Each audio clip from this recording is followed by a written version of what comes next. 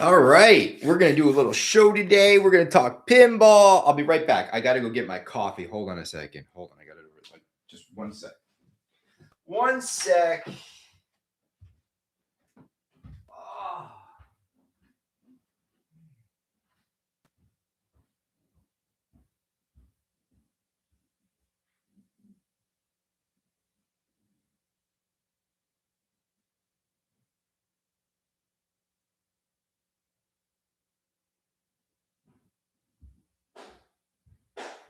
Gotta catch 'em all, baby. Where we got? Who we got up here? Where's everybody? Where's all my Pokemon? Gotta catch 'em all, Pokemon. You're my best friend in a world we must defend. Oh, Charmander, you're my best friend in a world we must defend. I love it. I love it. Everyone's like, oh man. Oh man. Wait, hold on 1 second. Let me check something out real quick. What's up, everybody? I need to see something. I need to get confirmation on something. Oh, hold on.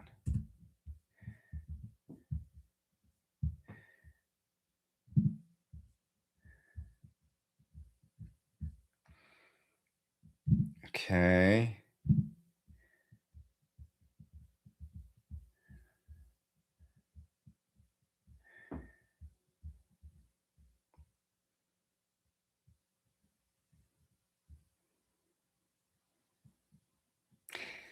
Oh, okay. So I just wanted to make sure because everyone was like, oh, David Van Ness said they're not making Dungeon Crawler Carl. He just said it's not next.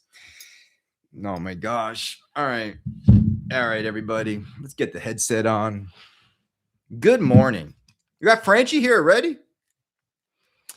What's up, Franchi? Franchi, man. I've been killed it, bro. Killed it. I want my Franchi apron signature card, man. 1 of 50. The last one better have it, baby. All right, let's set this up here. I don't know if this is I don't have enough juice on this phone, but for those people on Facebook, whatever, join. Come on, man. Join YouTube, you Facebook guys.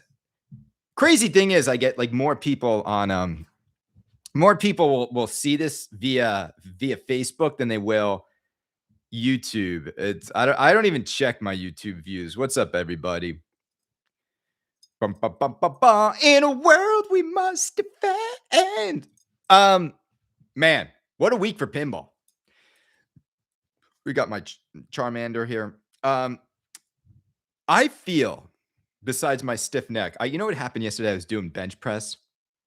Well, with like the assisted machines, because I don't like, and I don't think I was like sitting right. And man, I tweaked it right here. It's feeling better today, just did some stretches, but man, getting old, man. Getting old. I got my eyeglass prescription. There's a moment where like you literally can't see anything. I'm like, I woke up one day. And I looked at my phone. I'm like, everything's a blur. Everything. The dog is downstairs. I'm dog sitting right now. Dog sitting this beautiful white lab. She's gorgeous. Teeny. Her name's Teeny. Our neighbors are traveling and we love to dog sit. Whenever Teeny stays over, the kids go crazy. We dog sat Teeny all during Christmas and the kids went nuts. It's nice to dog sit for like a few days and then give the dog back. For now, look, we are definitely getting a dog in this household though. 100% getting a dog. Just need to wait just a little bit for Killian to be just a little bit older, a little bit more responsible, but we are absolutely, dogs are love. A dog in the household changes everything. How's the mic? Is it good? All right. So look, I got my Jigglypuff. I'm in such a good pinball mood. I'm so happy for people unboxing their Beetlejuice machines. I'm so happy for Pokemon Pros on location. And we're going to talk a lot about both those games today. We're going to talk about American Pinball's new logo. We're going to talk about Naps Arcade telling us that no one ever said that Dungeon Crawler Carl was next. Notice how he didn't say they're not making it. Of course they're making it. It's just not next. I think next is either Never Ending Story or maybe Big Trouble. I don't know. I think it's Never Ending Story though. I really do. Maybe I don't know. You know what I'm saying? Maybe it's GI Joe. Who knows? Who knows? But it's just it's funny that we got that sort of like half like no one said it was next. I wish Jason would have just asked him. And Jason, don't get mad. I'm just saying, like, this is just, are you making it though? And just see what it, because you know what I'm saying? When you interview somebody, a non-answer is sometimes very much the answer. So when you say, like, are you making it? And he doesn't say anything, then yeah, I'm probably making it.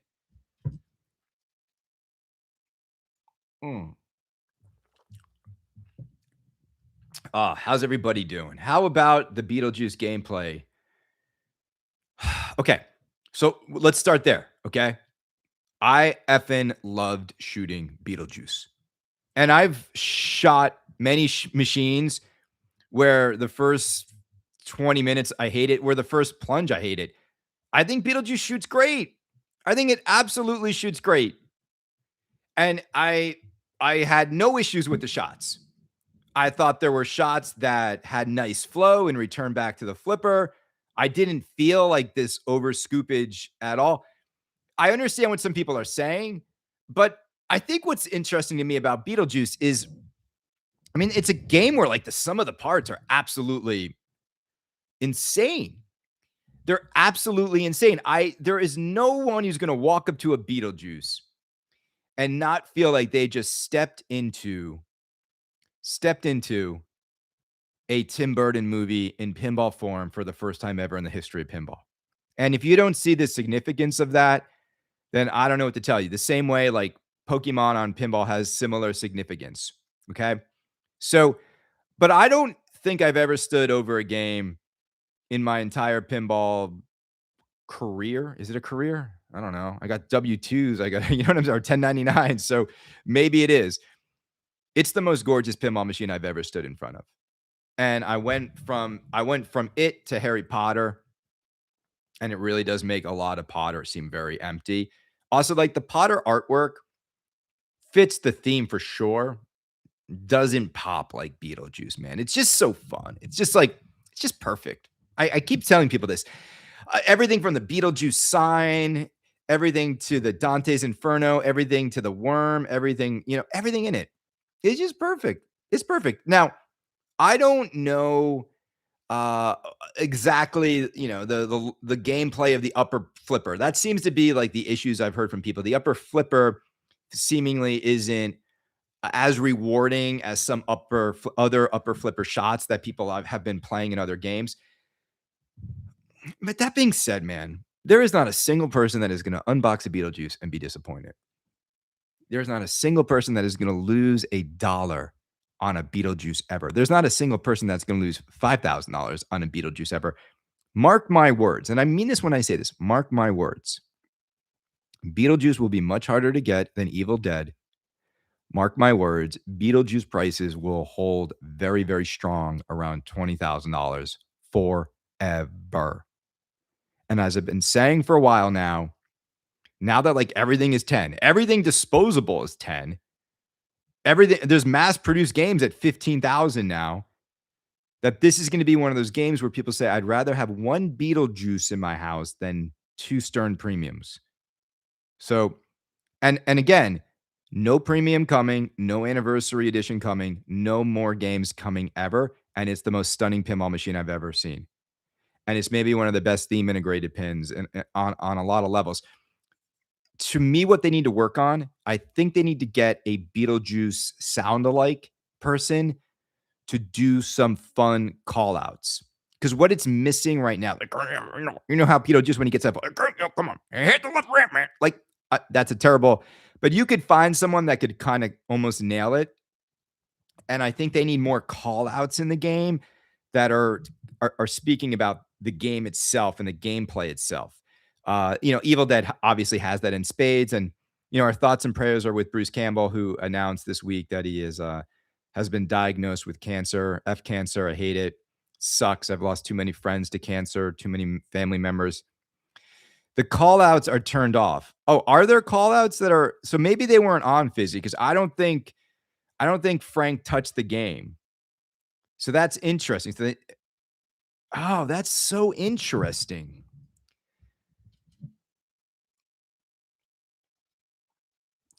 It's a new character. I don't know if you're allowed to introduce a new character. You know what I'm saying? Remember when Jersey Jack was throwing like their own people into Godfather? I don't know if that's like I don't think that flies with a licensed game. Bug said he doesn't like the call outs and it is better without it. Well, okay. I got another idea. Make the call outs better. You know what I'm saying? Like, okay, that can't be the only solution is you don't like your own call outs, Bug? You made the call outs. What do you? You made call outs for your own game. You don't even like them. Then come out with a different strategy. There is a special spirit that guides you. Done in-house. Well, yeah. I mean, that's the thing. It's like, call outs. I will say this, really good voice actors, they're not cheap. And writing a good script for pinball call outs. And here's the thing too, making sure that you're in the studio with the person and you don't stop until they nail the call out like that. Like you go back and hear the call outs on Medieval Madness and Attack from Mars. They're so much better than anything going into most of these modern games. It's incredible. It's incredidible. You see some of the voice acting in modern pinball is just so bad, and it's sad. It was always sad to me that they didn't get Adam West to do way more cool call outs for Batman 66. It was really like whoever was guiding that process really dropped the ball. I mean, they didn't even get him to say, holy, holy pinball Robin in SLE. Like they didn't even get him to do a call out for the SLE. Like when you booted up the SLE, they easily could have had him say something about you've got one of 80 SLEs. You know what I'm saying? Like, why not?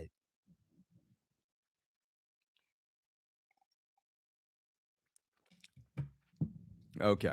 Well, Franchi said Warner Brothers wouldn't allow them to do a Beetlejuice sound alike. So, there you go. The once you hear the realities of working with a license holder, it is what it is. You know how many things I want to do at work I can't do because my clients say no? Or our lawyer says no, and then it's shut down. It's absolutely shut down. Like I suggested, we're doing a World Cup campaign. Wanted to work with Tim Howard. He's he was the World Cup goalie for the U.S. team last time around. Can't work with him because he called Trump a racist. That's it. Can't work with him. Look, I'm not here to get into a political thing, but like, a brand doesn't want to go a brand that's selling a lot of product to, Trump fans can't work with a guy that says Trump's a racist. Done. Good. We'll find someone else. All right. So here's the thing. We got Beetlejuice, most stunning game of all time. You got to go Butter Cabinet. Spooky should give me a little bit of commission how much I push Butter Cabinet, but it is insane. Like, yes, it is better than the Jersey Jack Radcal. Now, don't get me wrong. I love me a good Jersey Jack Radcal. I love it. It's great. I love the decals that are on Barrels of Fun games. Ever stood up to a Barrels game? It's amazing. It's embarrassing that Stern doesn't have something similar. I mean, when you think about it, like, why is it that I'm about to spend $13,000 on a Pokemon LE, and it's gonna the cabinet decals are gonna be applied by two guys with a squeegee and this cheap little flimsy sticker? Like, it's just, come on, Stern. Like, did you lose the technology that allowed you to have a decal like Batman 66 SLE? Did you lose that technology? It doesn't matter in a lineup if you won't see Butter. Don't put this game in a lineup.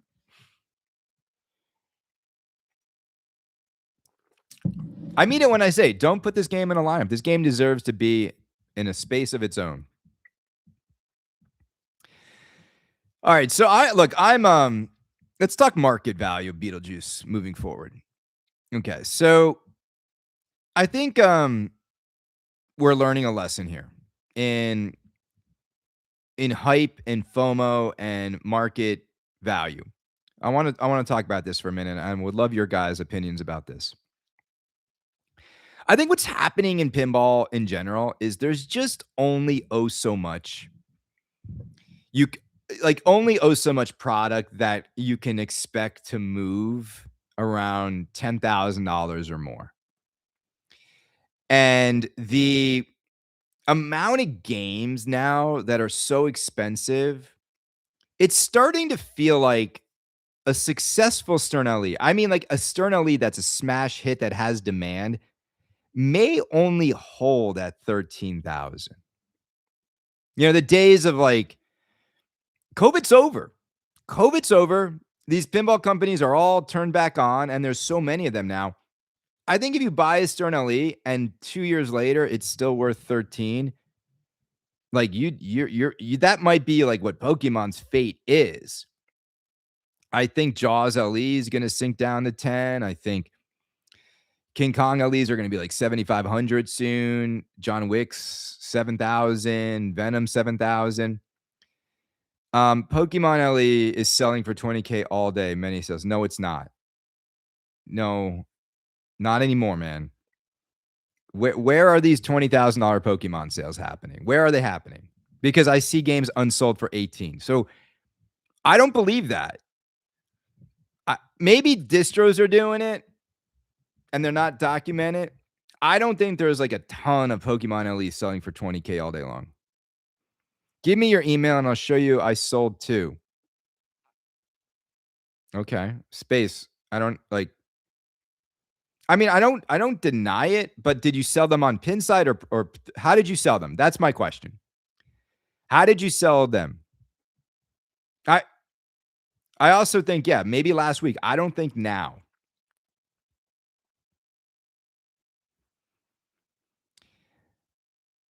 I want to know how this guy, where he sold them. Because and you sold 2.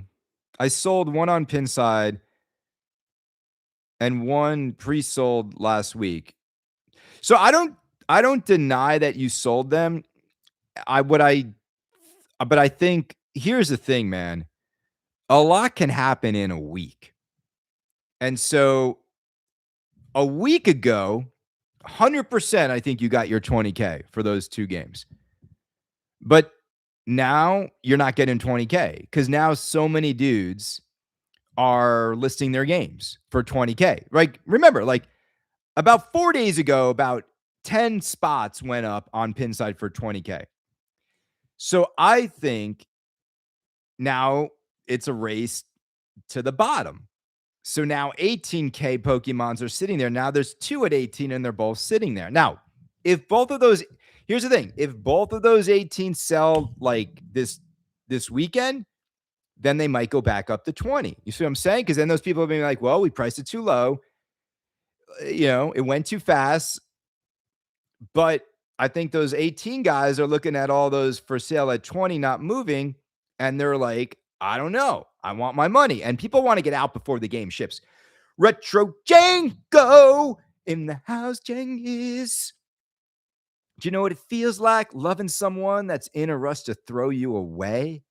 Do you know what it feels like to be the last one to know the lock on the door has changed? I always like that Enrique line was always a little creepy and weird. Like, how would you know you're the last one to know the lock on the door has changed? You know what I'm saying? Like, maybe there was another dude she was banging after you, Enrique, who actually was the last one to find out the lock on the door has changed. You know what I'm saying? Like, maybe I just found out the lock changed and it's been like years.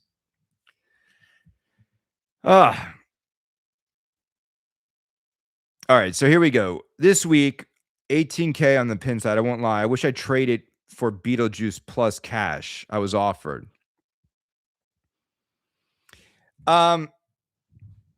collectors don't. Okay, so we got Tolbert in here, and we've got. Okay, here's the thing, people. You know, collectors want to collect what they want to collect, and Winchester is the best game of the three. Look, here's the deal.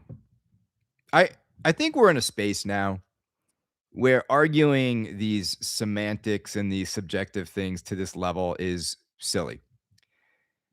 I think Winchester is a really cool game. I don't get any real, like, I don't have nearly as much connection to Winchester as I do to Pokemon and as I do to Beetlejuice. So Winchester is, let me put the reason why, and people think like, oh, I'm mad I didn't get in on a win. Don't, no, I'm not. I'm very happy that I didn't steal someone's spot, because I would have scalped my Winchester. I would have sold it over. And last time I checked, I got a buddy trying to sell one Winchester for $20K. No offers yet. See, I think Winchester is going to be this funny game where, like, when you guys finally get it, let's talk about it for a minute. When was Winchester revealed to the world? When? Pinball Expo, right? What date was that? Let's ask you guys to do some math. What date was Winchester revealed to the world? Yeah, Kale made $50,000 off his Godzilla while these guys are trying to hunt down a Winchester. Okay, October. Okay, almost. How many months ago was that? Let's do the math, people. What's up, Dana? We got no sad boy. We got no donations. We got no money yet. What, you guys run out of money? All you scalpers. This guy in here where's our boy at? You just sold. Let's call him out by name. And not a single donation. Where is he? Where is he? Space Ace 80, bro. Space Ace 80. Thank you, Fizzy. Space Ace 80. This dude sold 2 Pokemons for 20 grand. How much is that in profit? $14,000, bro, for doing nothing and not a single penny towards Kaneda. We're going to shame you, you scalper. Dune had a big resurgence. What, Chris L, man, I don't know how much money David Van Ness has paid you to insert your head so far up his rear end, brother. I love you, but you are like out of your mind. Dune has had a big resurgence. No.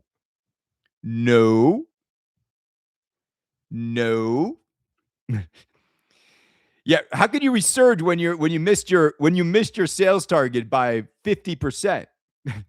Yeah, man. We wanted to sell 1,000. We couldn't get 500 orders. There's sad boy, baby, coming in, sad boy right now. He didn't even have to he didn't even scalp 2 Pokemons. Do I have to do this? I've been up since 4:00 in the morning talking to Melvin, talking to people in Europe. Look at this. The truth, Kareth. Look at this. We just got $100. Brenda's sake intact, baby. Oh, man, I met Bruce. Yeah. Love for Bruce, baby. Does anyone know what cancer he has, what stage it is? Because all that really does matter a lot. You know, I heard Transformers has the greatest mech Stern has ever made in it. And this is coming from a designer over at Stern. You know what I'm saying? Like that gets me really excited.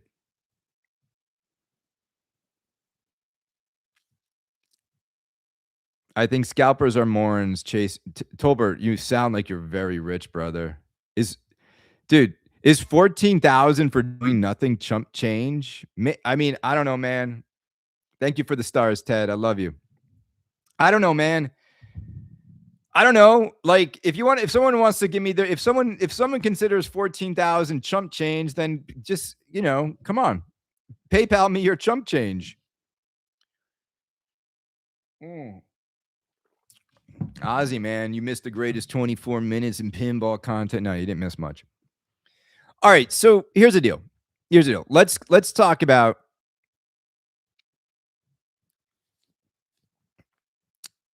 if you've been working for 25 years and invested wisely. Well, yeah, I mean, look, Tolbert, I'm just saying, look, man, I could drive $100,000 Dodge Demon and say $14,000 is chump change. But if I can make $14,000 in one day off the books, these people aren't paying taxes on that, bro.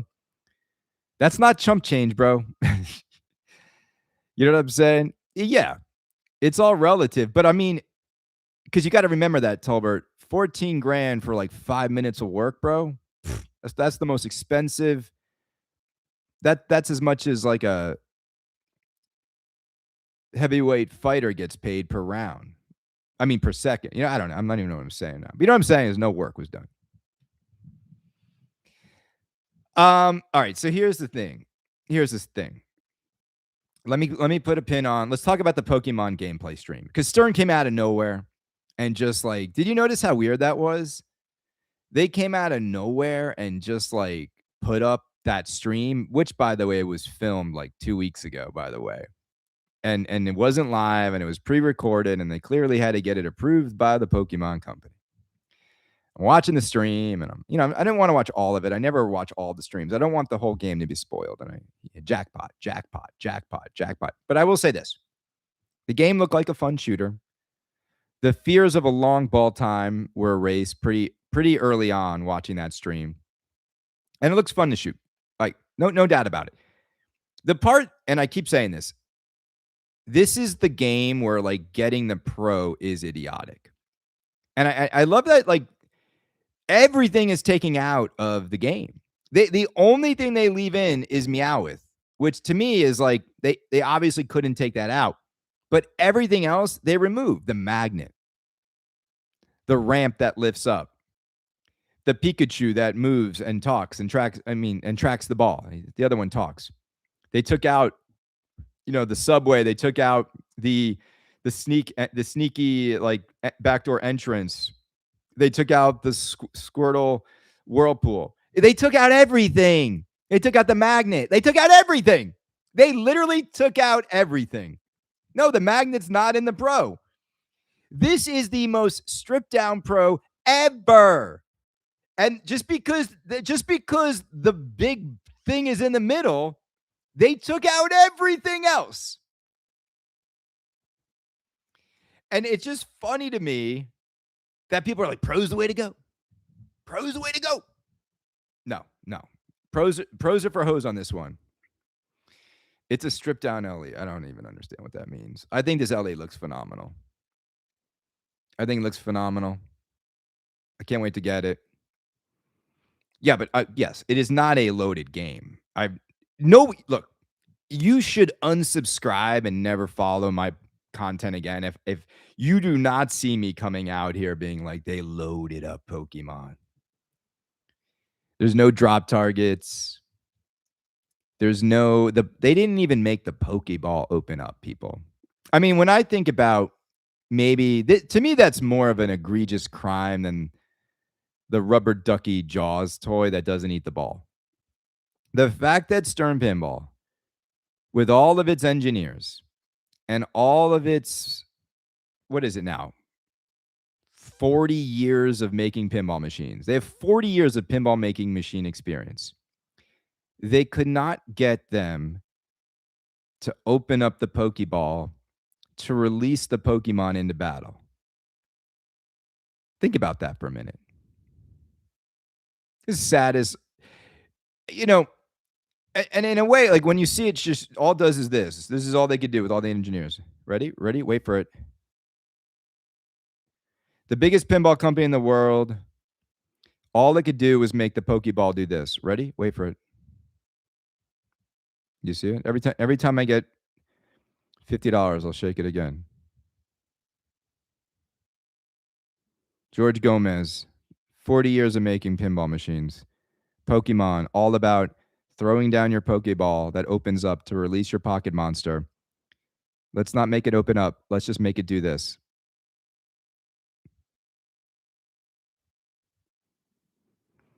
Let's have a moment of silence for Stern Engineering that couldn't figure out how to do that. Let's do it again. And do 1 minute. Every 10 seconds, we're gonna just do a little Charmander shake in a as a sort of a moment of silence for the Stern engineers that couldn't figure out the easiest thing in the world to do. Ready?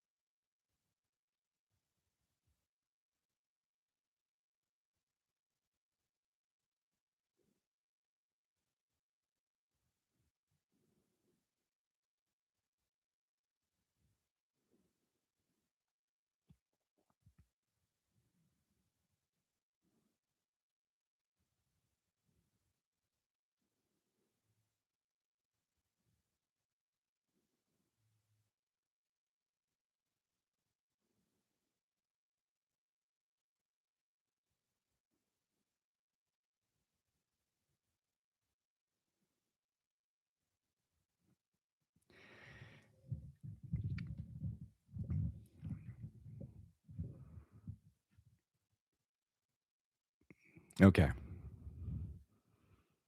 I mean, and then go over and look at the worm mech in Beetlejuice. Go look at the worm mech in that game. When I stood over Beetlejuice for the first time, I that was the thing. I was like, what? How could Spooky Pinball make this? I didn't think they were capable of it. And I get that there's a little bit of just like, yeah, there's a little playing around with angles and geometry and physics to, when you shoot the ball into the worm's mouth, you're not quite sure it's gonna work, but it does. Like it goes in. Like they made it so it works. Um, and I'm like looking at that. I'm looking at, the God, it's just funny to me. Anyway, yeah, Berto had a good point. Like they could have had it's like there was a screen inside the Pokeball, so when you open it up, it shows the character that's about to go into battle. That would have been cool. Look, again, for this much money, there's stuff you could do. The other thing that's like sad is that the Pokeball also, when your pocket monster's done battling, the Pokeball can pick up your Pokemon with like the red beam of light. They didn't even engineer that. I mean, you got to remember, this is a company that Godzilla does nothing and Jaws doesn't eat the ball. And everybody accepted that. So, like, I don't know. What's up, Ian at Nudge? Man. All right. Let's go on. Look, Pokemon's going to do just fine. It's going to be a game that's going to be around forever. It's going to make $1 million on location, and Ellie's are going to hold value. I think Ellie's are going to hold around like 16 to 17,000 will be where they net out. You're not going to see them at 10K, people. It's still Pokemon. Like, don't be silly. And look, they only made 750 Pokemon, the biggest IP in the world, where they have 1,000 John Wicks out there. So, like, come on, man. This thing is going to hold just fine. You don't have to bet. Just enjoy the adoration. Okay. So here's the deal.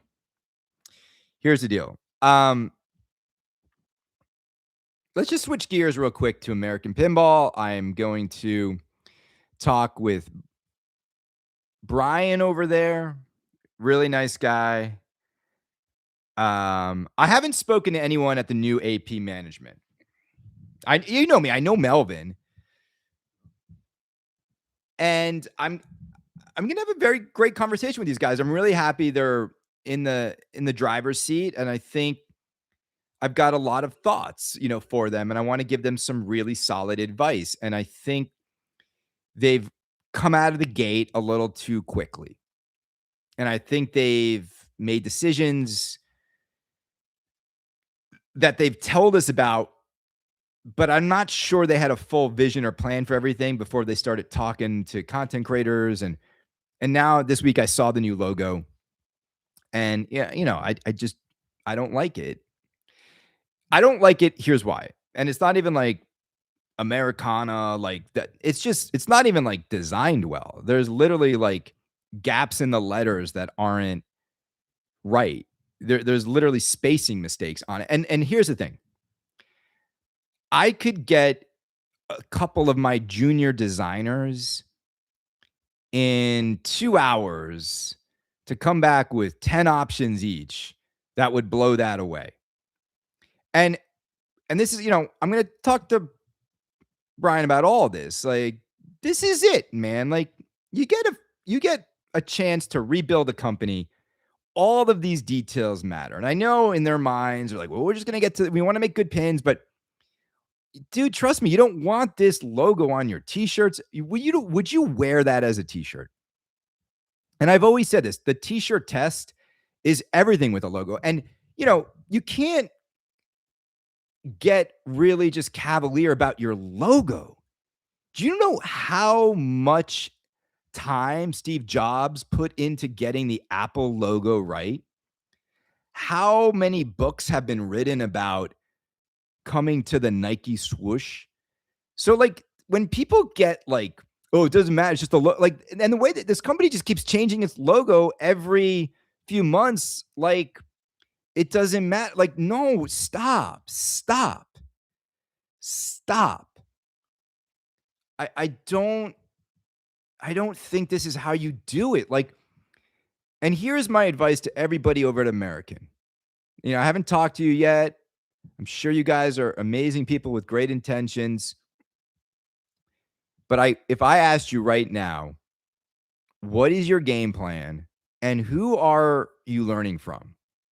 So if you're going to come back from being pretty much, you were a company that was run by a guy that was like the laughing stock of pinball, right?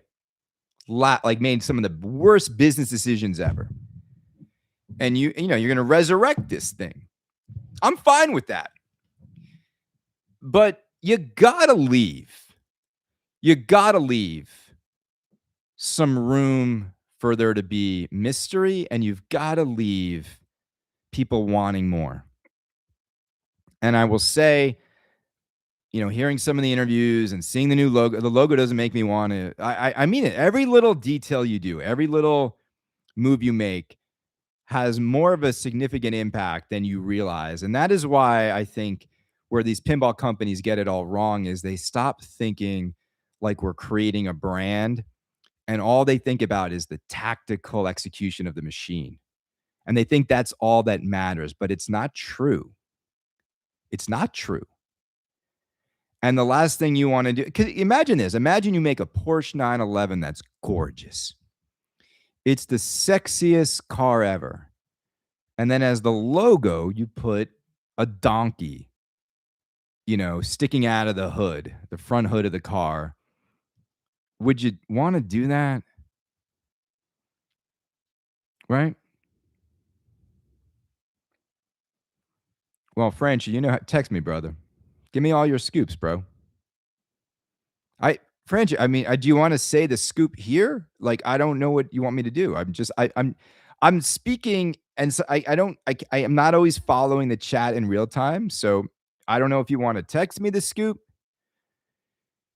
I don't know if you want to say it here, but if you want to say it here, the floor is yours. You don't have to. I don't know what you want, man. But I'm gonna look. All I'm gonna say is this: if I was American Pinball, all right. So tell us right now, what's the scoop? Other than the first game back, I hear is Circus Voltaire. I did some brand new art for AP in the past month for something coming. Okay. Is it He-Man?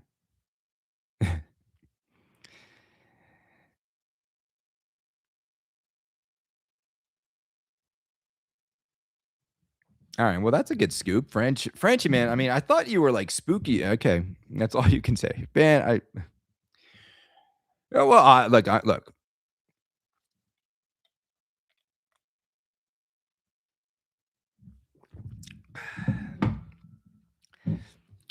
But look, I understand why they're doing remakes, getting the new folks up to speed on manufacturing, but here's my thing. And this is just my personal opinion. So all of what I'm about to say now is my personal opinion only. I don't think you pave the way for a new chapter in a new company by looking backwards. I don't think remaking Rick's games is a wise decision. I think that you could do that, and I think Rick has been trying to find different manufacturers to park his barge next to forever. I don't care anymore about Circus Voltaire or Toadin's coming from Pedretti Gaming. Get ready to take it out of the box, already rusted. Theater of Magic coming back, Twilight Zone. I don't care. These games are not hard to get. They're not going to satisfy anybody in the modern pinball world. I mean this. They had a place in time. And in that place in time, all of these games were magical. These games were designed in the 90s to give you a few minutes of pinball fun. Nobody was bringing games into their home. These games were meant to pull you away from all the video games in the arcade, and that's why they were coded the way they were coded. Nobody was like, I'm going to be playing Circus Voltaire 6 months from now in my house. No. Remaking these games in 2026 is a losing proposition financially, emotionally, metaphorically, spiritually, literally, you know, analytically. Like these games, it's like nature. It's like I feel like you know what I'm saying? I feel like Dr. Ian Malcolm in Jurassic Park. I feel like Jeff Goldblum. These games had their time, and nature selected them to go obsolete. These games are all obsolete. And every time they try to remake them, every time they try to put new art or new code, it doesn't work. You'll sell a few, don't get me wrong, but they're not good enough and they're not built for the home market. And the problem now is you're going to try to sell a game that's easy to get at 8 or 10. You're going to try to sell it for $10,000 or more. And it's not going to be built as well as it was in the Bally Williams days. It's not. Nobody in modern times is building a game as good as Bally Williams. So I just think that and of course, Rick wants you to make these games. And of course, Rick talked you into these deals.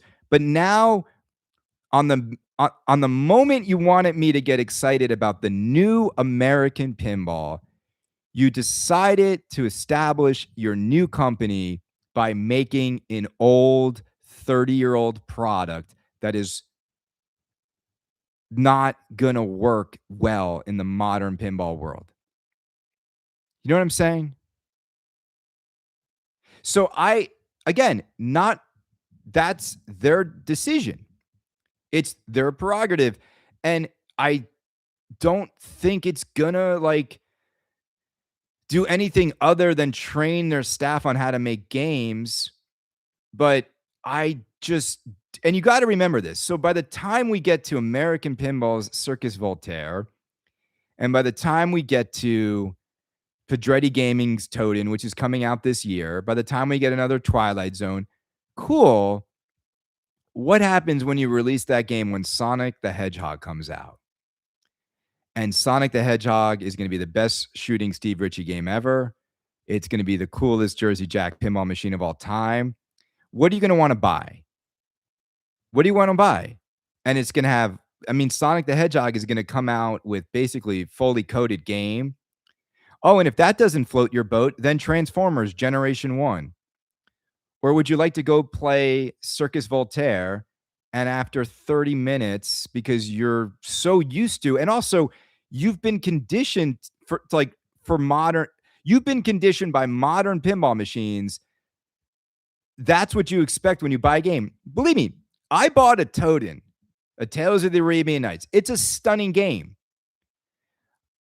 I couldn't wait to get rid of it because it was just like there's nothing else to do. You see the end of the game so easily every single day. And with just because you got to remember these games were designed for someone on a good ball in an arcade in 1990, like 2 to 4. It was designed so that you could beat the game in the arcade if you had a good ball. That's it. These were not designed to sit in your home and play it over and over and over again.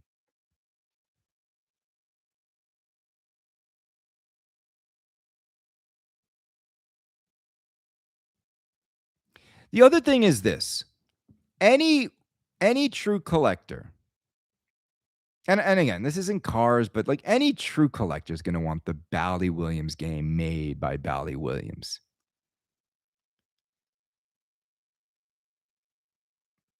Unless you really, really, really, really make it nicer, like CGC did with some of their titles. But here's the thing now, CGC's quality's gone to shit. Sorry to curse.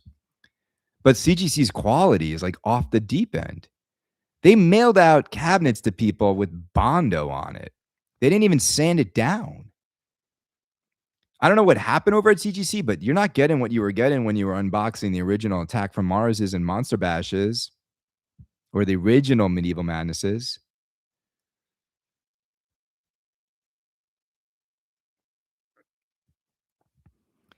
So I'm gonna have a really great conversation with Brian. And Brian, like, man, it's just like I mean, this is what I do for a living. I mean, I help brands bring things to market. This is a new American pinball, right? They're coming to market. I guarantee you there is nobody on that team that has any true marketing experience. So this is what you get. You just get like a lot of like, a lot of stuff hitting the market and communications happening, and nobody's really got a vision and a plan for it. And, and I can't wait to talk to them because my whole thing with them is this. It's like, you guys have a golden opportunity. You now have been able to observe this industry now for a very long time. You understand what works, what doesn't. You understand what games have launched in a way that made them pop. You've seen games been dead on arrival. If I walked in there and talked to Brian and Ronald and Melvin, all of them, all three, what have you guys learned that you think is valuable as we start the next chapter of American Pinball? These are the kind of questions you need to ask. I know you got the money. It's not about the money. It's like, what have you learned that you want to be the foundation for how people perceive American Pinball 2.0? What's working for us? What's working for us and what's working against us? Have they done like a SWOT analysis like that? And really, really, who do we want to be like? Right? Who do we want to be like? If I'm them, my target, 100%, and I write the name real big on the wall, this is who we're chasing. And it would be Spooky Pinball. That's it. Spooky Pinball has shown everybody, like, this is how you do it. Spooky Pinball didn't remake anyone else's stuff. Has Spooky Pinball ever remade someone else's game? Has Spooky Pinball ever looked backwards, right? Did they bring out another Rick and Morty when they could have? No. They held true to their promise. Remember, Stern lied to us. Stern has lied to the community many, many times when they said they were never going to do something. They did it because they could have made because if there was money to be made, they did it and they burned their customers. Why do you think we see so many Kiss LEs up for sale right now? Because all of those guys who were told there was never going to be another Kiss LE and they're diehard Kiss fans, they know they're about to get burned, and they're all trying to get out now. They never wanted to sell those LEs. Nobody listening to Kiss LE right now wanted to ever let it go. They have to let it go because when the remastered one happens, their games are gonna tank, and then they're gonna have to buy they have to buy their very own game again. Think about how crappy that is. Let me tell you something, Ozzy. I know for a fact that there was a very serious conversation at Spooky Pinball. They will not deny this because it happened. I have spoken to someone who was in the room. They were very much considering making a new layout of Rick and Morty and keeping the code. And that way they could have said it was like a new game. And they thought about it because they realized they had left millions of dollars on the table. And they came to the conclusion that it would be better for us in the long run to stay true to our word than to take that money and burn our customers. Now, you tell me, in this shitty world we live in now, and I don't mean it, look, it's shitty on every side. Don't get me wrong. I'm gonna go off on a little bit of a rant here. All the world is shit now, right? It's shit. War is going on. The rich got a lot richer. Everyone else, we screwed them over. Kids can't afford anything. Houses or salaries are shit. All these companies are merging to become massive companies. Like the more companies fire people, the more profit they make. So the more the stock goes up, while everyone else is left handing like nothing. So you just F over everybody. So Jeff Bezos, Mark Zuckerberg, and a few tech guys can be worth trillions of dollars while they fire tens of thousands of employees, pregnant women, families. So this is corporate America now. No loyalty. You know, the whole reason you're a billionaire, asshole, is because you're supposed to help out the world. And when you okay, and don't get me started on everything else happening in the world. And look, I hate all sides of it. I think all politicians are scumbags. I think all political parties are broken. I think everyone's a liar. If you think he's bad, they're just as bad, right? Nobody's innocent in this world of like politics. Okay. So that is why when I see a little company in Benton, Wisconsin, make a decision that is ethically the right one, morally the right one, and just the right human thing to do. So when I now have a chance to spend money, of course I'm going to get a Beetlejuice. Now look, I also do believe in something else. Forgiveness. I think Stern is never going to do it again. Now, I'm actually, as I said that, I'm just like, well, isn't Kiss remastered that? You know, they've got this annoying loophole in like, it's not this, if it's not exactly the same game, then it's not we're not remaking more of that LE. It's the new LE. Like, I get it. This is Seth Davis implemented this. And I think it's Seth's biggest mistake. Amongst a few other mistakes of passing on some of the biggest titles ever that people love. I think it was a humongous mistake for them to even go down this road. I don't think Stern realizes the long-term damage this has done to their brand. You know, because reputation, and I know this better than anybody, reputation can be killed in an instant and take an eternity to repair. And that's a lesson for everybody. And luckily, you know, Kaneda's pinball journey, I've made some mistakes, throwing a drink in Tim Sexton's face, having a few too many during some of the award shows. But I don't think I've ever done anything like where I've lied to anybody. Have I ever lied to any of you? Have I ever lied about something I was gonna do, then I didn't. Like, I'm gonna give away those 5 Beetlejuice machines at MSRP. Those are not gonna get scalped. Those are not gonna get what have I lied about, Frenchie? Frenchie's gonna be like, you said you weren't gonna share the art. Frenchie, I didn't share the arts. I might have given it someone else put it up. It wasn't me.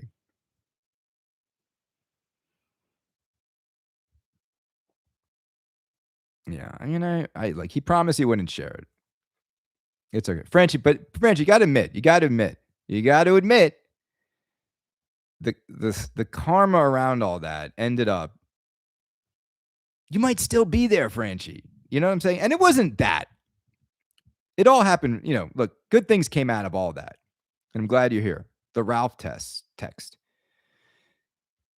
What Ralph text? I lied about a Ralph text? Oh, that was a joke though. That wasn't lie. That was clearly a joke from the very beginning. Dude, thank you, Ozzy, for the Brenda bottle of sake. We're gonna go get a nice bottle with that one. I did not get Franchi sacked. Oh Brenda, don't block me in.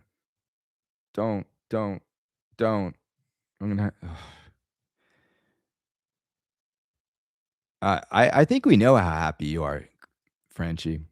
Franchi, I'm really happy for you, man. And I'm happy that we are friends again. And I'm happy that Cliff Albert. Did you guys hear Cliff Albert's interview, by the way? Can we talk about that for a minute? Um, Cliff, what I loved about the interview, I hold on one second.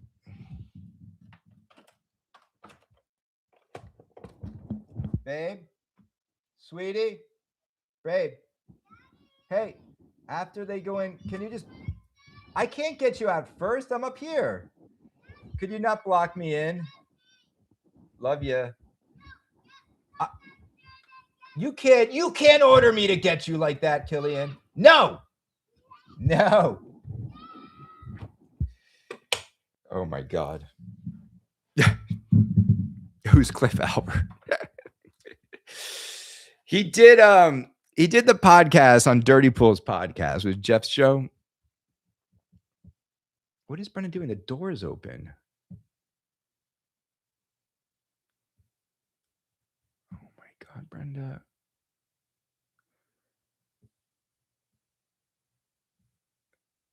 I'm just watching her park. Irish women with a big minivan makes me so nervous. Like these little Irish ladies were raised to drive these little hatchbacks, driving a huge mini. Oh my God. Okay. Okay. Here's the thing. The interview is funny. You should listen to it because it goes. I've heard so many pinball podcasts. I got to be honest. I'm kind of bored of pinball interviews. I don't really do them anymore.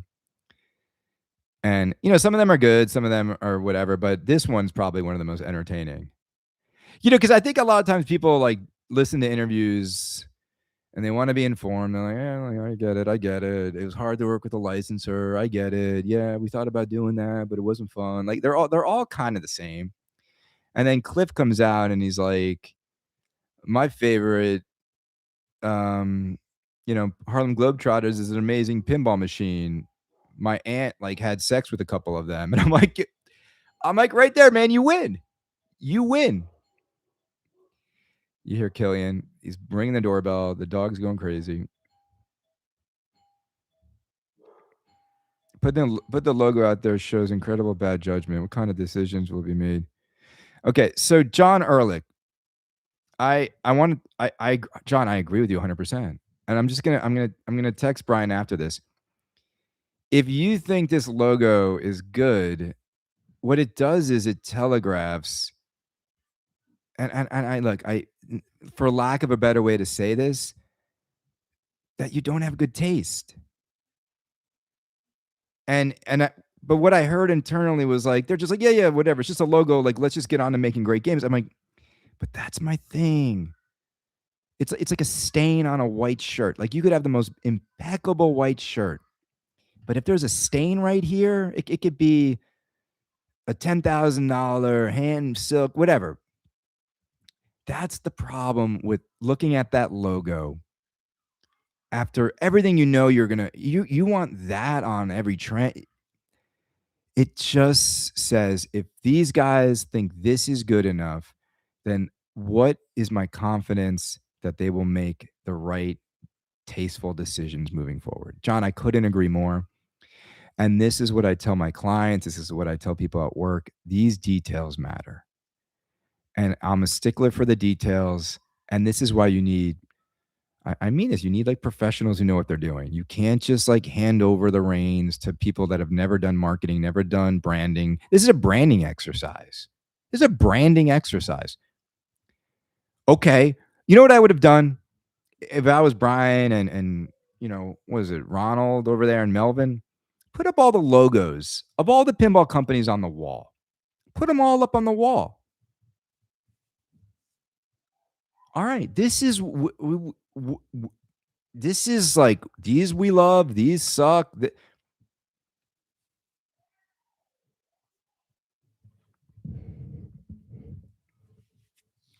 Yeah, I mean, Frenchie, here's the thing, Frenchie. I think your logo worked well with the whole like galactic tank force kind of vibe going on. Um, and it's unfortunate because I think your logo got like connected to that game. But I think it's a new company, new logo. I think they should do it justice. I think they're going to. Like now, I was telling Melvin, I'm like, look, man, like you might not like the logo, or you might like the logo. I don't know how Melvin feels about the logo, but it wasn't his decision either. A lot of Melvin is coming into this company after so many decisions have already been made. I think hiring him was the best decision they've made. Absolutely. But my point is, I think they're going to change this new logo. And the reason why is because of this. And this is why I am so protective over this and my freedom to say how I feel about it. Because you know what I'm saying? Like, if I sign an NDA or I'm like, that's why you have to be all or nothing. You know what I'm saying? Like, if a pinball company wants me to be a consultant, that might be something that I explore. But my ability to publicly say, I don't like this logo. I think this logo is more significant than you think because it telegraphs that we might not have good taste and we're not going to make good decisions. And it doesn't pass the t-shirt test. Like, no one wants to wear this on their t-shirt. Don't say this is good enough. Don't rush past your logo. Don't even go out and start interviewing people and telling them you're making Bally classics. Don't. Why would you say that already? You haven't really delivered the story yet. You know what I'm saying? So already you want me to think it's a new company, but you've already got me focused on the past. And then the rest of the communication was all around how we're still going to show support for the atrocious games David Fix made. Does that feel like a new company?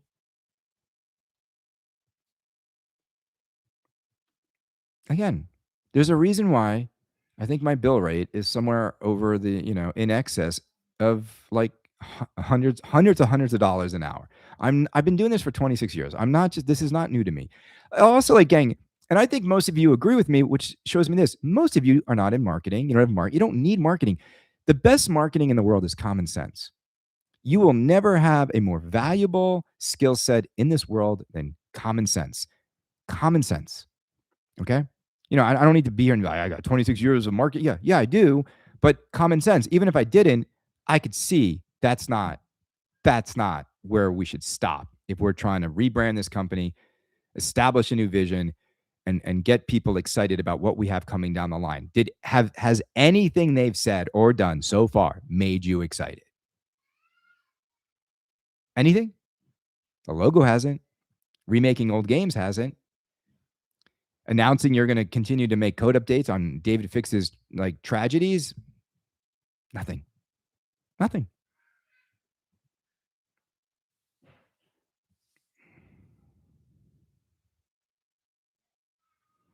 I almost feel like you're talking to me. I'm spinning something up. I need a logo, but guys, you could go to Fiverr. Do you know what Fiverr is? Fiverr is a freelance resource where you could put out a bid, not a lot of money, and get some of the most talented graphic designers that are out there to make you a bunch of logos to choose from that you own. The world is filled with incredible artists that need work. And like, I hope you guys understand, like, none of this I'm saying like is like, this isn't rocket science here. I'm not picking on anybody. But the moment you put stuff out there, it's open for interpretation, interrogation, and opinions. And that is why it's like, that is what scares me, is that you guys, these companies, you sat in an office and you said a good name for this company is Barrels of Fun. I still don't like that company name. It's stupid. It's stupid. Like, it Barrels of Fun. I I get that people are talking about it, and I think that's another thing. It's like, well, it got people's attention, and I get it, but and now everyone's just calling you Boff. Okay.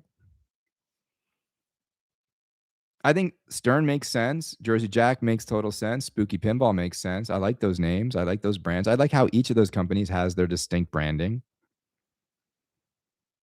Yeah, but being remembered isn't all that matters. You know what I'm saying? I remember the Pontiac Aztec. Yeah. We remember every pinball company. You know what I'm saying? Is P3 multimorphic? I don't like. I never liked that branding. I could never tell which one it was. Like Jerry, like, is it multimorphic? Is P3's the like the whole thing?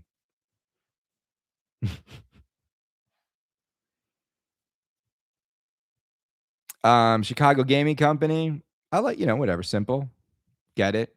Not exciting, but not, you know. Home pin, terrible. Deep root, the worst. Easily the worst.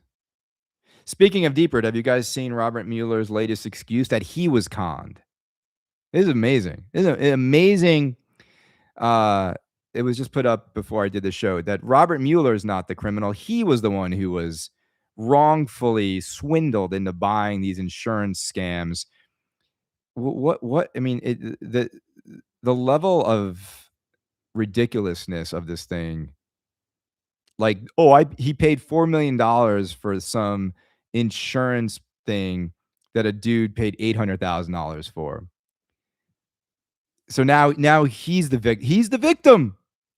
He literally, this is like, he's a classic narcissistic sociopath, which makes himself the victim to his own crimes.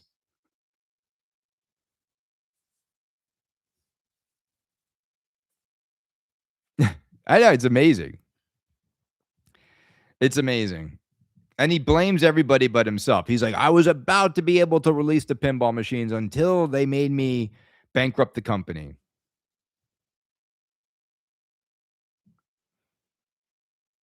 Pinball Adventures, terrible. It's weird. Sounds like isn't that like wasn't it? Yeah, because it was a book first, right, Todd? I have a friend who's making that Merlin game. I don't know where it is, man. I mean, he's never shown me a single whitewood. I hope I've seen the artwork. It's awesome. Matt Andrews did the artwork on it. But his company's name is really cool. It's perfect. The logo's amazing. The name is amazing. It's perfect. I'm surprised nobody's thought of it. Well, who else is out there? Dutch Pinball. Yeah. Dutch, DP. DP, man, stand for a lot of things, right? Let's talk about Dutch real quick. If a pinball company offered you a commission on games sold, would you be their promoter? No. No. I I I I I've spent a career calling out the content creators that were getting kickbacks and were not transparent about it. It's not my thing. It's not my thing. To me, the moment a content creator like myself who's built a community for the last 13 years on speaking to you candidly and in an unbiased way, I wouldn't I couldn't do that with integrity and then be promoting a game. That's why I always say to people, like, I'm not opposed to one day maybe transitioning into like a career in pinball, but the moment that happens, like the podcast would have to stop. Unless I was brought in as some sort of consultant, but even then, I mean, you have to understand the difficulty with that because all right, let's just say this, right? American Pinball wants to kick me. Um, let's just talk in hypotheticals, right? Because I like talking in hypotheticals. Let's just say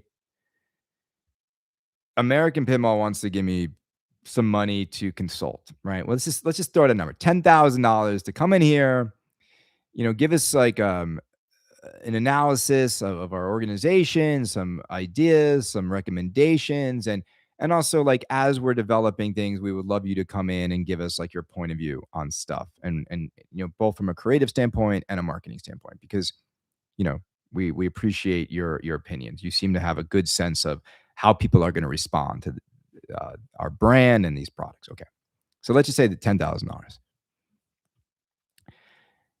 So let's say I take that money and I agree to that arrangement and I go in there and I do that. And then I have a podcast that every week I'm talking to you, and I love this community, and I love the community and the trust I've built with the people that listen.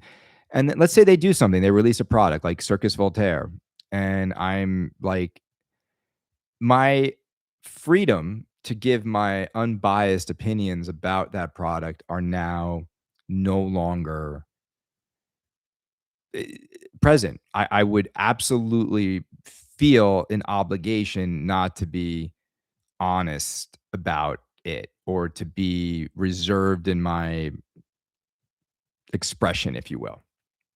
Now, here's where it gets interesting. There's no such thing as anybody that's unbiased.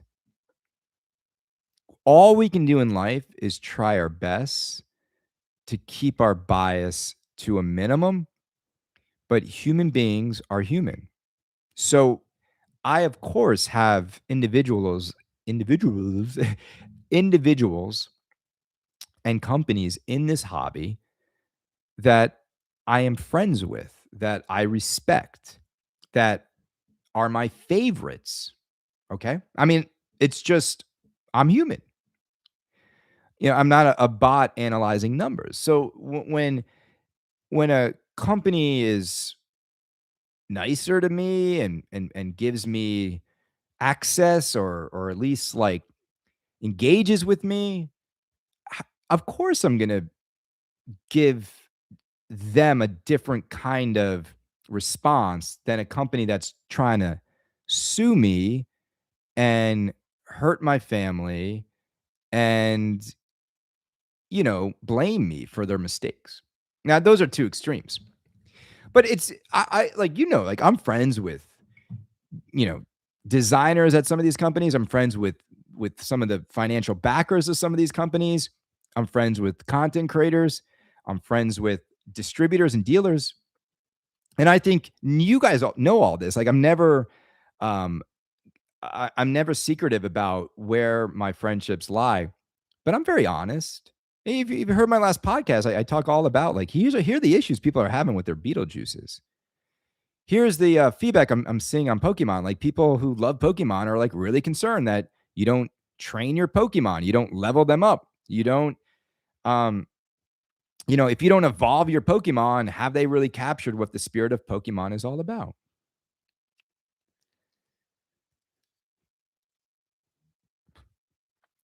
Look, I'll tell you this. I would rather scalp 3 machines than just tell you I'm gonna do it. And let's just say hypothetically, I'd rather scalp 3 Pokemon LEs and make $21,000 than be paid as a promoter by a dealer and getting kickbacks. My issue is, like, when I try to scalp anything, If you knew how much money David Fix cost me, I never asked. I never, most people would have set up a GoFundMe. New baby, new mortgage. You know what I'm saying?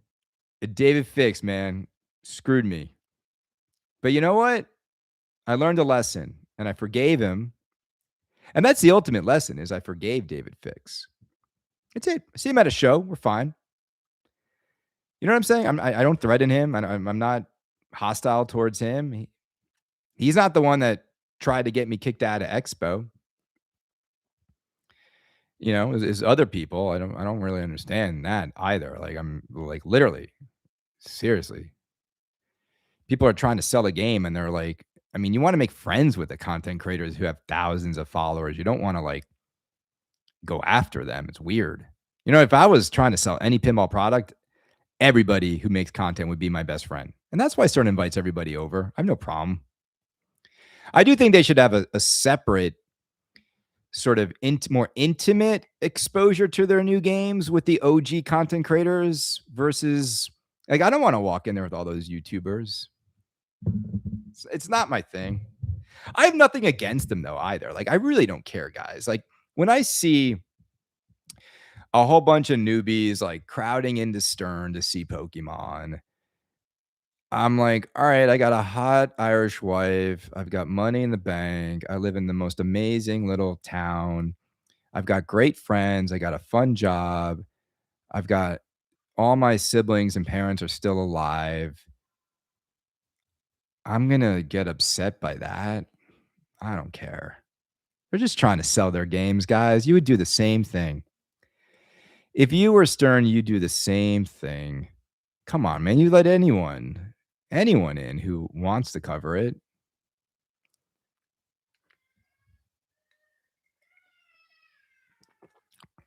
What's unfortunate is like we've lost a lot of like the great media outlets that used to have more following. Like I feel like a Popular Science, featurette on Stern would be more valuable than all these little YouTubers.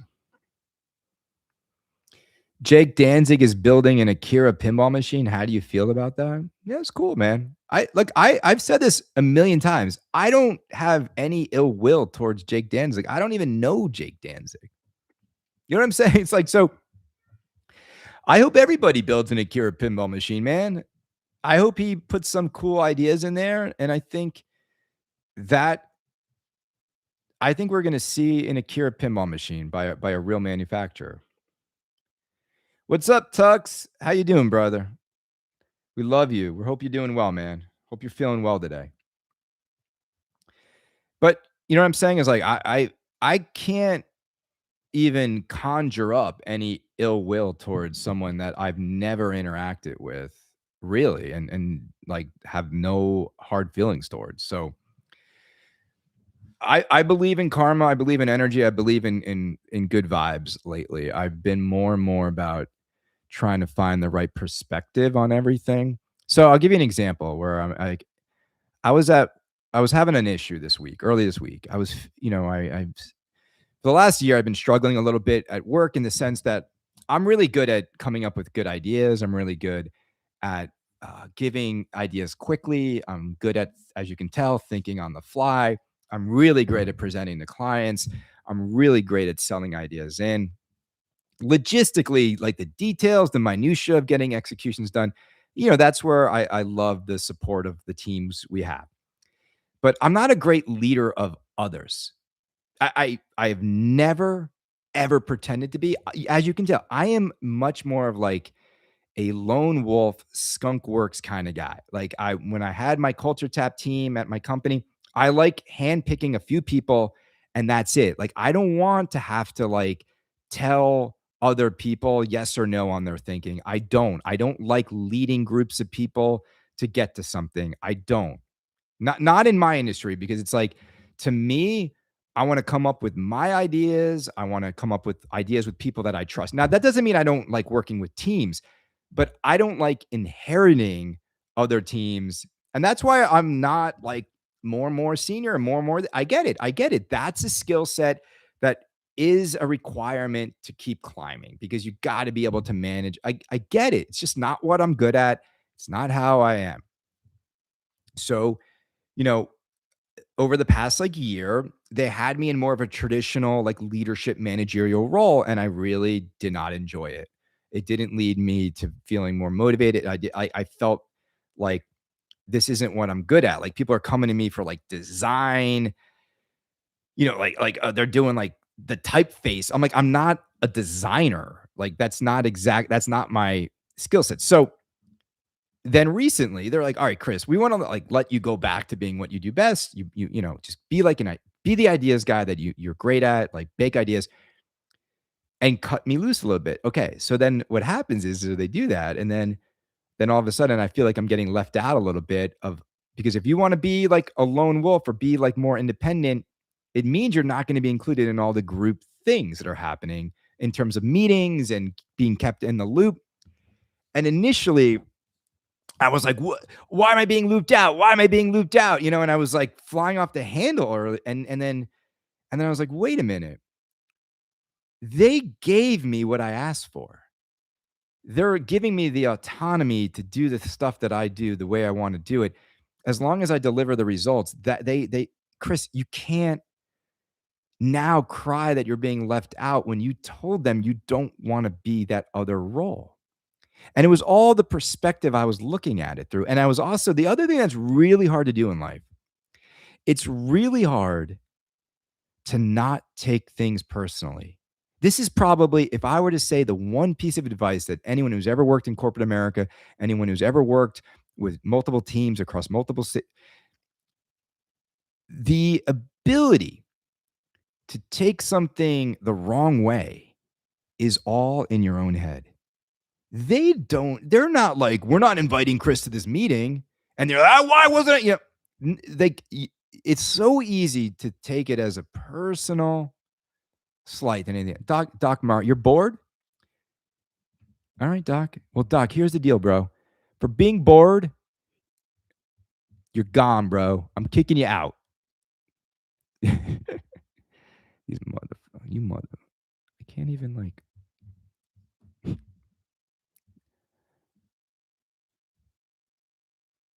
Yeah, great. Go, buddy. Go.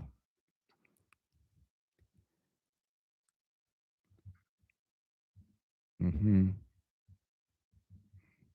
I don't understand what's going on here. Let's see what we got here.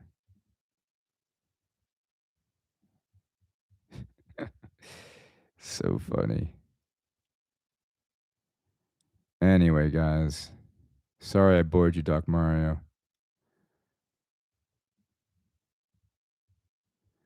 I should add him as a moderator.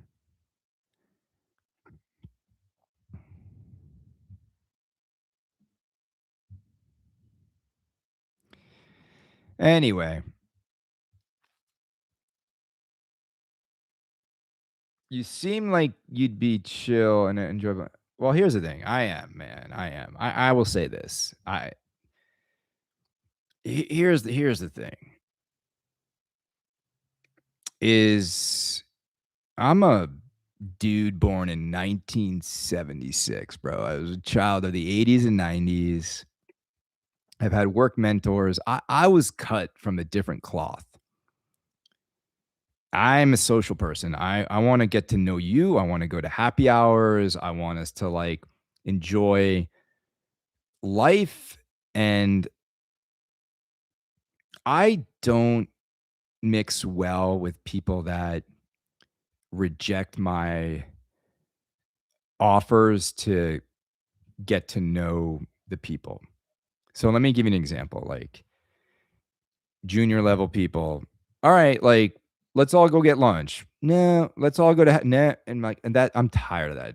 I like when I was younger in my career and more senior people wanted to build more of a relationship and a bond, you canceled other plans to be there. These kids don't care. They don't care one bit. Like it's the other way around now. They think like it's like the senior people's job to win them over. And like I'm sorry, it's just not the way like organizations work. It's not the way life works. It's not the way anything works anywhere.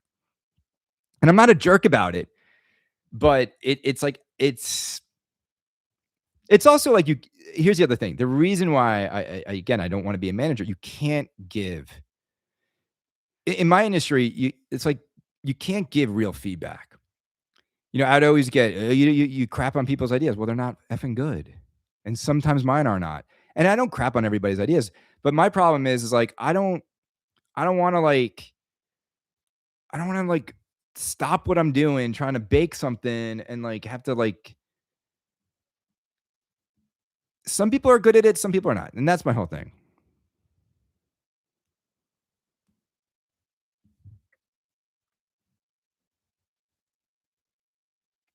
Yeah, man. I mean, like, it's just different people. Like, I think what I miss do you enjoy shooting pin? Like, is that something you do casually often? Um, yeah, I just don't have as much time as you think. So, here's the thing. With young kids in a house where I don't have, like, a private basement or I just can't play much. It just wakes up everybody in the house. So, believe me, that's why I'm so excited to get Pokemon in this house because we're gonna play it, and we're gonna play the hell out of it, and we don't no one here wants to play Guns N' Roses anymore. So, I'm really gonna teach Killian how to play pinball on Pokemon. He's at the right age, and it's his. Like, I love this feeling, and he's so excited because it's his first pinball machine, and he's so excited to get it. And I know this about my son. The moment he feels like this sense of like ownership and pride in it, he's gonna like really wanna like play it all the time. And it's good because I think it's very healthy to get kids in front of pinball machines and get them off of like just zombies watching cartoons all day long.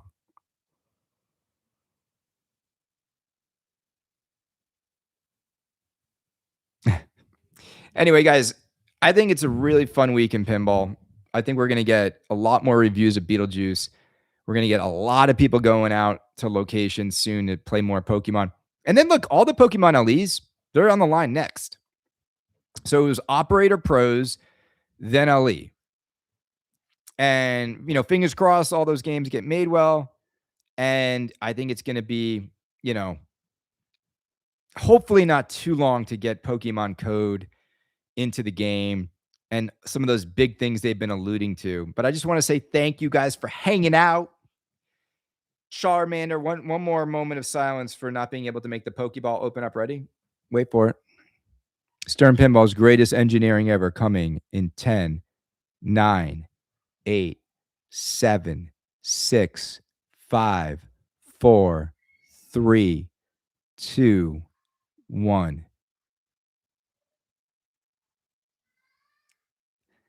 I mean, you can't. I mean, that's all they did. That's all they did was make it shake. Oh yeah, that you don't get that in the pro either.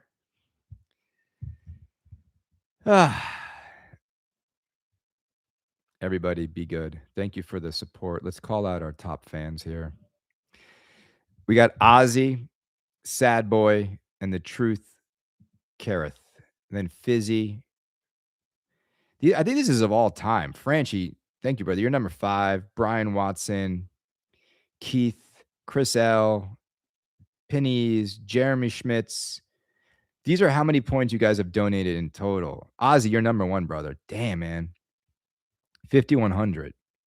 Amazing. Sad Boy, man. You got to catch Ozzy now.